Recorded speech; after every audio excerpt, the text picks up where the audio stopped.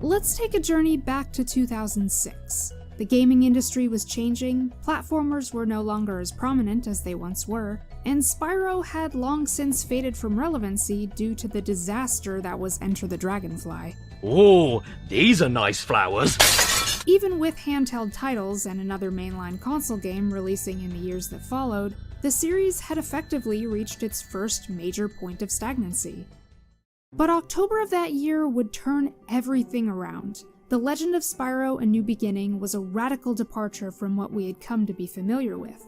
It served as a retelling of Spyro's origin, with darker themes and the high fantasy setting that dragons are typically associated with. And though a clear product of its time, it managed to make a lasting impression by introducing one character who would change the face of the franchise forever.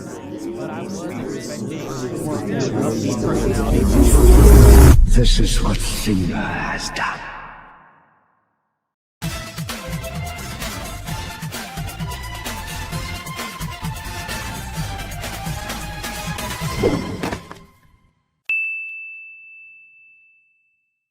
All we knew, before she even had a name, was that she was to be this nebulous shadow, a formless thing giving rise to terrors imagined, and therefore infinitely more potent than the fears we can quantify and measure. This character's effect on the Spyro franchise was impressive to say the least, but in order to find out what made her so fascinating, we must first take a look at her origins. And here to help me do that is Cynder superfan CrystalBlazier. Thank you, Miharu. During the early development stages of The Legend of Spyro: A New Beginning, Chrome Studios began brainstorming their female villain, which was one of the rare opportunities for them. The game's art lead, Bruno Rhyme, determined that this villain be a black dragon, to contrast with Red from A Hero's Tale. Bruno worked with fellow lead concept artist Jared Polin in designing a villain that would be unique and have an overarching presence in A New Beginning. A powerful and shadowy dark dragon to be Spyro's adversary. As a starting point for her overall body structure, Bruno and Jared referenced the dragon form of Maleficent from the 1959 Disney film Sleeping Beauty.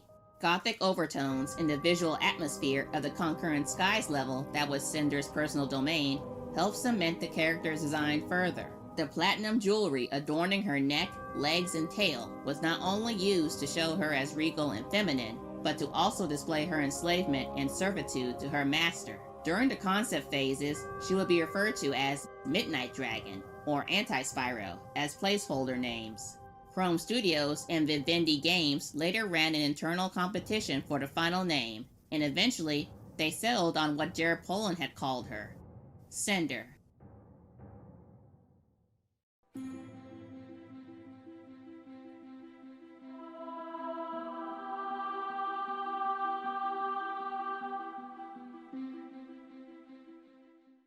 She was presented as a giant black dragon that looked like she was going to be a force to be reckoned with. I just thought she was just this new main threat Spyro should take down, as how our purple hero used to do. Kidnapped as an egg during the Year of the Dragon, Cynder was chosen by the Ape King Gaul to be used as the key to freeing his master Malefor from the airlock dimension of convexity. Corrupted by Malefor's dark magic, Cynder became a monstrous being, leading the apes in the ongoing war against the dragon race. On the battlefield, she proceeded to capture 3 of the Guardians and decimate their army of dragon soldiers. In the aftermath of the war, Cynder ruled over most of the region with an iron claw and drove the dragon race to near extinction. During this time, Cynder had been using the captured Guardians to unlock Malefor's prison by extracting their elemental energy. Still requiring the energy of Ignitus, who had managed to escape her, she sets out to finish the job, but is ultimately defeated by Spyro, who frees her from the Dark Master's control. However, Malefor manages to escape, leaving the 2 young dragons to face the consequences of his return. Cynder's debut appearance portrayed her exactly as she was designed, a merciless femme fatale driven solely by her loyalty to Malefor. She was a powerful force of nature, capable of defeating even the strongest of warriors with ease. And even though she wouldn't actually make herself known to Spyro until quite late in the game, her presence could still be felt throughout. I felt genuinely surprised and amazed at the moment Cynder was introduced, not only as one of the few female dragons in the franchise, also for her threatening presence across the game and how contrasts with her tragic origin. It was a strange yet terrifying experience. You saw very little of Cynder throughout, but the further you went through the game, the more of her you saw, with her first full appearance being the fully CGI cutscene Boys Effect, in which she was every bit as intimidating and graceful as she was built up to be. This is the version of the character most people were introduced to first, and the one most fondly remembered by the fanbase. I myself can recall seeing her in that initial trailer, and well, it's pretty clear what my reaction was. But now there was a sense of anticipation. Cynder was now free from the darkness, but what would that mean for her story? What was going to happen next?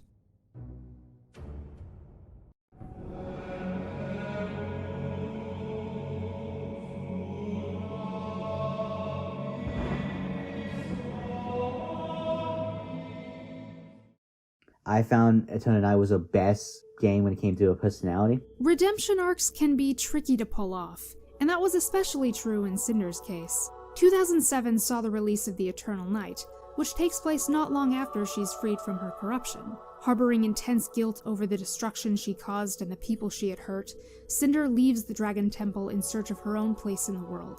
However, she's captured by the scavengers and is forced to fight in their arena. She eventually reunites with Spyro, and together they face the threat of Malefor's return, orchestrated by the Ape King Gull. Cynder's loyalty to her friend is tested as she grapples with her past and the possibility of being drawn back to the side of evil. But when faced with the choice, she chooses to fight alongside Spyro against her former master. After the battle with Gull, the Well of Souls begins to collapse, and despite Spyro's insistence that Cynder and Sparks leave him behind, they refuse.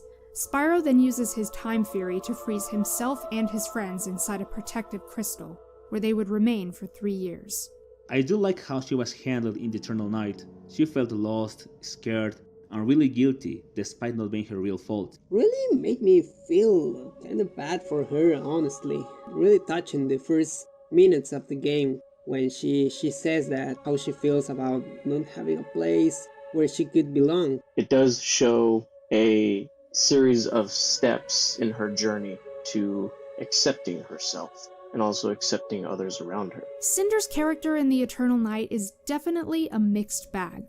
On one hand, her feelings of guilt are entirely valid, but the decision to remove her from the main plot so early on really took its toll on her, in my opinion. Cynder, we didn't get to see much of, sadly, because of the rushed development. I believe she still had some good motives and reasoning for wanting to leave. I would have preferred if she had joined the duel halfway through the game, or we got to see her perspective too in the journey. I feel like she could have had more of a presence in the game. For a moment, I almost forgot she was in The Eternal Night. Sadly, yes. Due to time and budget constraints, we were unable to see more of Cynder in this game, and what Chrome Studios might have planned for her. Contract writer Patrick Higarthy even said he had a playable Cynder in mind when outlining the story, an idea that wouldn't come into fruition until the final game in the trilogy. In a way, it mirrors that of her presence in A New Beginning, but whereas there it made sense, as she was supposed to be a looming threat who would be revealed later on, here the lack of screen time is a lot more palpable. Her character was, unfortunately, quite bland.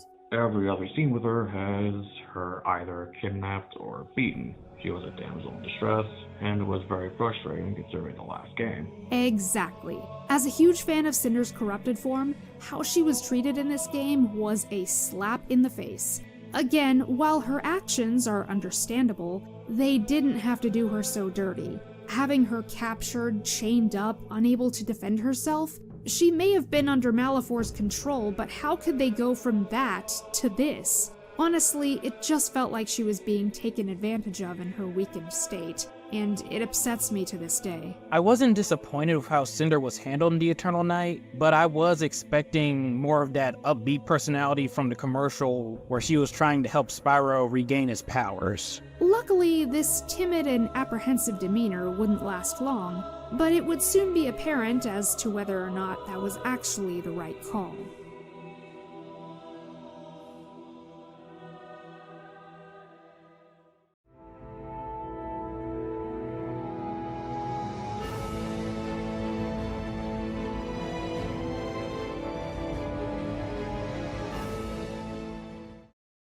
I like any time that female characters can be sort of heroic or as valuable as the male character. She's gone through this path of sort of going to the dark side but then redeeming herself and becoming a heroic character.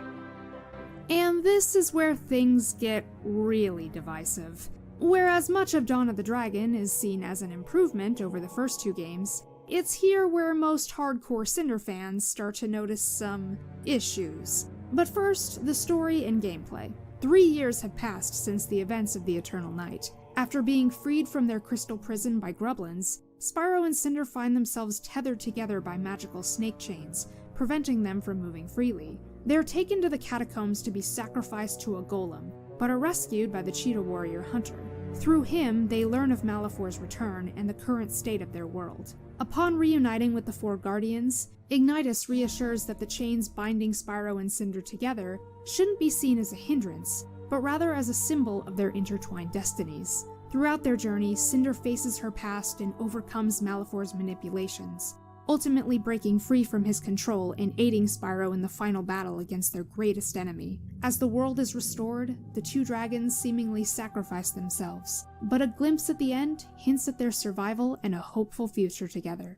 For the first time, you can play as both Spyro and Cynder, and you can switch between the characters at any point just by a tap of a button. Initially, she was your great adversary. She was the villain, and now she is your pal, essentially. So she plays with you, and there's actually the ability to play two-player co-op with this game, which I think is really fantastic. Of course, Dawn of the Dragon's biggest draw, other than the addition of Free Flight, was the fact that Cynder was now a fully playable character. The closest we come to that beforehand was in the Nintendo DS version of A New Beginning, in which you could unlock Cynder as an alternate skin for Spyro after completing a certain number of puzzles. It was purely a cosmetic change, and did not affect the gameplay in any way. As stated before, the developers had already intended for Cynder to be playable. One of the earliest ideas for how to implement this was having her be tethered to Spyro with a magical device. Sound familiar? So while the concept of playable Cynder never made it to the console versions of the first two games, we at least know the co-op was planned with this tether system in mind. At the beginning of the game, our two heroes are granted their powers through the Chronicler. Spyro, of course, has his traditional fire, electricity, ice, and earth, but Cynder's exposure to the darkness has given her control over poison, fear, wind, and shadow. I don't know about you, but hearing that for the first time as a 16-year-old made my jaw drop. Being able to play as a female dragon with the powers of poison and shadow, it was the coolest thing I'd ever heard. Her being playable in Dawn of the Dragon was awesome and a great idea. Cynder being playable in Dawn of the Dragon was the best experience I had in the whole franchise. I loved playing as Cynder in Dawn of the Dragon. I usually played as her more than Spyro because of her unique breath abilities. She fights, in my opinion, much better than Spyro does. Cynder's mastery over these dark elements enhanced her fighting style and made her gameplay far more engaging, and in some cases downright broken, with wind being the most powerful in terms of combat. I always use the wind tornado attack. My personal favorite power was her tornado ability, which you can use to score immensely high combos, more so than any other move in the game. Her wind and her fear can really wreck the game. This is why many consider Dawn of the Dragon to be the peak of the trilogy. As long as it's fun to play, what sort of issues could possibly hinder that experience? Let's start with design. Ever wonder why Cynder appears more indigo in color, or why she's suddenly wearing her slave jewelry again? Well, that all has to do with the game's production, which was pretty rocky. This is, in fact, a very big year for Spyro. It's its 10-year anniversary for the franchise, and from a feature perspective, we're doing a lot of things for the first time. Dawn of the Dragon was set to release in 2008, the 10th anniversary of the Spyro franchise. To help celebrate this milestone, Vivendi Games requested the console developer of Dawn, Libelu, to redesign Spyro and Cynder as teenagers for the new Free Flight feature, to show off the graphical advantage of the next generation consoles, and to give off the sense that Spyro was growing up with the fanbase. But this request unfortunately came at the cost of design and story plot holes for both characters. Due to the broken game render and outdated game engine they were working with, textures couldn't be displayed correctly. To hide these issues, Libelu amplified the bloom, giving everything a glossy look. This also meant character textures had to be changed in order for them to stand out, resulting in teenage Cynder's now iconic indigo scales. Despite this, she is still referred to as a black dragon in-universe. On the subject of story, there were also more cutscenes planned, one of which included Cynder donning her platinum accessories once more as a way of facing her fears of becoming Malefor's servant again. Legend of Spyro producer Michael Graham stated that due to a lack of time, this cutscene and many others were neither created nor implemented in the game. Then there's her personality. Gone was the soft-spoken and guilt-ridden little dragon we knew from the Eternal Night, instead replaced with a witty and outspoken, strong female lead. Something that was apparently done to give girl gamers something to get excited about. Oh, that's a statement that aged, didn't it? Honestly, her attitude changed in a way that seemed a little too fast and too extreme. As you can probably guess, many people did not vibe with this change, as it came on very suddenly and contradicted her previous portrayals. It also didn't help that Christina Ricci's performance was less than convincing. But to be fair, that was due to the voice directors, who were also the producers, having no experience prior. Bottom line is, Cynder was now your typical action girl, complete with a sharp tongue and a one-of-a-kind moveset. And despite how jarring it seemed, considering her role in the previous game, it did make her a good foil to Spyro. From what we did get, it was nothing too crazy, but I think the interactions they shared were pretty spot on. If only I could say the same for the romance. But aside from the odd proportions, difference in color, and voice acting, perhaps the biggest stir was brought about by the game's ending. Ever since Cynder returned to her true form, there had been one specific question on many a fan's mind. Would she and Spyro become a couple? And 2 years later, they would get their answer. Then I'm with you.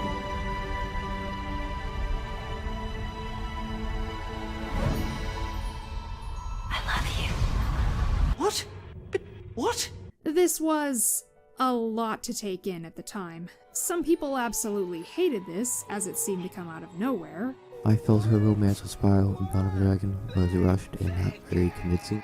I didn't really feel it. It was more fan service than anything else. And others loved it, considering the massive amount of ship art that would follow her confession. Loved it. I expected it, and I think it would have happened either way. Dawn of the Dragon did the job in the final scene, and I'm pretty happy with it. They are one of my favorite romances, and I just can't stop loving them being together. I feel like the fandom made the ship more interesting with the fan fictions, fan art, all that stuff, and that's what made me ship Spyro and Cynder in the first place. And I suppose it's pretty easy to see why most fans were more accepting of this decision, as it was the most natural conclusion to come to. But for those who weren't, let's take a closer look.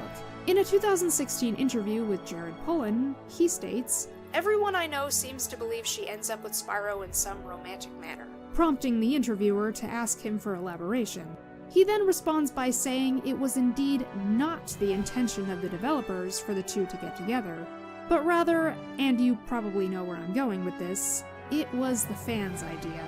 And despite Jared considering it unwritten lore and saying it's how he would have eventually gone with it, the simple fact that it was unplanned is what made it a problem. I know the romance with Spyro was a last-minute decision by the writers, but I truly believe that they had chemistry. I love it, but I can see why people don't like it at the same time. Honestly, they should have remained friends. The dev shoehorning in the romance at the last minute just caused a lot of toxic behavior in the fandom. Developers were already struggling with many other limitations, so a rushed romance on top of a drastic change in Cynder's overall attitude towards Spyro was bound to have consequences. However, subtle hints of their romantic connection can be seen in this storyboard for A New Beginning, suggesting this idea may have been tossed around during the game's creation process. It's also worth noting a curious misstep in the GBA version of the Eternal Night, where the characters are incorrectly referred to as siblings. This was a common misconception at the time though, seeing as how the two came from the same clutch of eggs. Before I end off this section, I want to bring up some more cut content found in the game's files by data miners. In this case, unused dialogue from the final battle, in which Malefor expresses his desire to rule with Cynder as his queen. I can't imagine why this was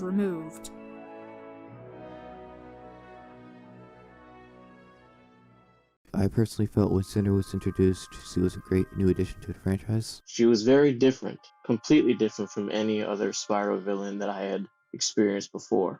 Never before did we ever see a dragon, besides Spyro himself, get so much screen time. It's safe to say the community's response to Cynder was one of overwhelming positivity. Her rich backstory, significant character development, and unique abilities all contributed to the following she has nowadays. Cynder's true form, being her real self, gives us a chance to see her redeem herself, get over her trauma and regret and all that grief that she built up because she wasn't in control. Being called a monster all the time has to do something to a dragon like her. Her tragic past of manipulation elicited sympathy from players, transforming her from a mere villain into a multifaceted character.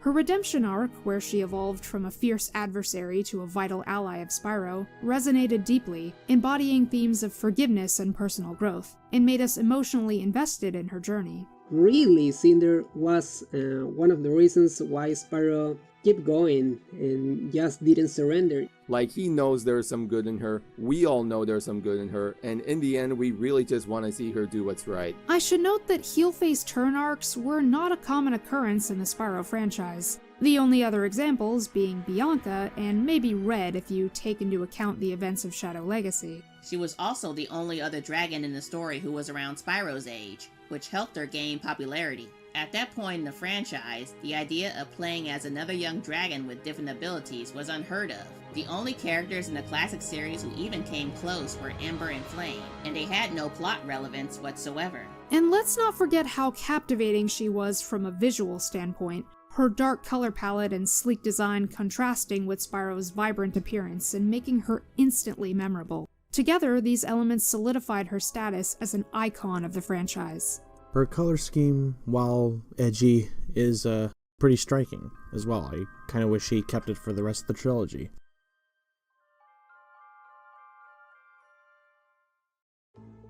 But that wasn't the last we'd see of the fan-favorite female dragon. Far from it. For 2011, just 3 years after Legend's conclusion, would see the release of Skylanders Spyro's Adventure. And while I'm aware of how controversial this franchise would end up becoming, it's disgusting! It did present us with some interesting takes on the character. During the early development stages of the Skylanders universe, Legend of Spyro producer Michael Graham worked with Toys for Bob in reintroducing Spyro and Cynder, while also bringing in a new team of heroes. The ending of Dawn of the Dragon left both characters in a place that was open to interpretation, and this gave Toys for Bob the freedom to reintroduce them in a way that was very fitting for the world of Skylands, and allow Spyro fans to fill in the blanks with their own imaginations. For Toys for Bob, Cynder was an opportunity to be an opposite image of Spyro, from her origins, personality, and approach to solving problems. Spyro was a natural hero blessed with fortune for most of his life,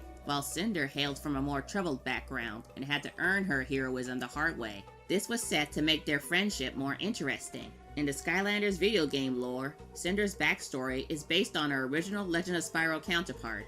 As an egg, she was stolen from her family by the forces of the undead Dragon King Malefor, and was corrupted to serve as his weapon of destruction against Skylands. Eventually, Spyro confronted Cynder and defeated her, an act that freed her from Malefor's control. She was then invited to join the Skylanders to make amends for her dark past, and while many still feared her, she didn't let that stop her from doing heroic deeds. Much like Dawn of the Dragon, Cynder's abilities in Skylanders lean more toward her darker nature. Under the undead element, she can shock enemies with her spectral lightning, turn into a shadow, and even summon ghostly allies. While her elemental breath abilities from Dawn of the Dragon don't translate to the Skylanders series, it was still nice to see Spyro's lightning powers have transferred over to her. Electricity and shadow are a rare combination, but they made it look pretty cool on her. Being a huge fan of the franchise as a whole, she was one of my go-to characters in the original game. She was a ton of fun, and I loved her figures too. They were very nice looking. In October of 2016, the Skylanders Academy animated series premiered on Netflix. The show primarily focused on Spyro, Stealth Elf, and Eruptor as its core cast, but also included a ton of other recurring characters, one of which was Cynder, who would make her debut just 1 year later in Season 2. This take on the character was very different than how fans of the Legend series remembered her. First, there was her personality. Academy portrays her as very energetic with a strong desire to do good and prove herself worthy of becoming a Skylander. She's also more gentle in terms of design and personality, even taking on some qualities of a pacifist. Cynder in Academy felt like a fresh change. I adore how they made her quite excited about almost everything, and for once making her very similar to Spyro in personality. I wasn't too thrilled about her being depicted as a clumsy dork, but it was an acceptable representation of the character. She is very shy, yet really stoked to be a Skylander. She wants to be a hero, like she actively attempted, but she feels like she isn't able to change her destiny. She looked up to Spyro as a mentor and was afraid of being judged simply for being the daughter of Malefor. Hey, wait a minute, what the? Oh, forgot to mention that. Yeah, one of the biggest changes to this version of Cynder was that she was now the daughter of the evil dragon king Malefor, thus making her a princess. Yep, in the Skylanders Academy continuity, Cynder comes from a line of evil dragon overlords that rule a realm in the underworld called the Cadaverous Crypts. Malefor is the current ruler, and Cynder is next in line to rule their realm by her father's side. But Cynder didn't want to be evil like Malefor and her family, and secretly idolized her family's enemies, the Skylanders. That added a lot when it really came down to her mindset, with not wanting to follow in her father's footsteps. This was an interesting choice. On one hand, it makes a certain amount of sense, but I can't really say I'm a big fan of this change, as establishing familial ties between these characters kind of lessens the impact of the original relationship. Her story lacked a lot of bite in comparison to Legend of Spyro. Much like her Skylanders game counterpart, Cynder's relationship with Spyro in Academy is platonic, lacking any romantic elements. Showrunner Eric Rogers stated that this was intentional. This decision also gave the production team freedom to showcase Cynder's relationships with other characters in Skylanders Academy, notably Hex and Roller Brawl, two fellow undead cadets whom she's seen hanging out with in after-school club meetings. Ironically, these more platonic-leaning interactions did a better job at building up what could have been a romance more than the actual love confession. As for how she is with Spyro, I kinda like it. They have a real good buddy-buddy dynamic going for them. She had a nice little character arc, and I think her and Spyro had a lot of good chemistry in that show.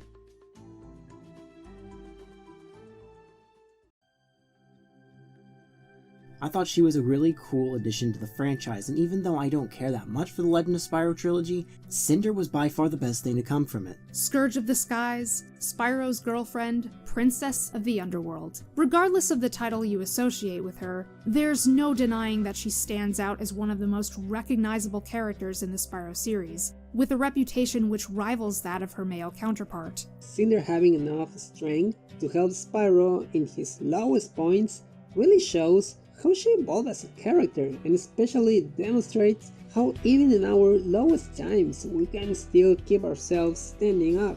As we've heard, even those who aren't fans of the Legend series acknowledge Cynder as its saving grace. This is evident in the sheer number of fans who express a desire to see her included in a future Spyro game. And if that were to happen, and she received a classic timeline interpretation, she would officially be the only character besides Spyro himself to transcend so far beyond the game she originated from. Ultimately, Cynder serves as a testament to the power of fandom, and the influence it holds over a character's role, relationships, and overall legacy, for better or for worse. Her enduring popularity highlights the impact that dedicated fans can have in ensuring that beloved characters continue to thrive, rather than fade into obscurity. Thank you so much for watching, guys. A huge shout out to everyone who participated, CrystalBlazier for co-writing, and that bunny dude for editing. As always, don't forget to subscribe for more casual gaming content, and I will see you next time. Until then, this is Miharu, signing off.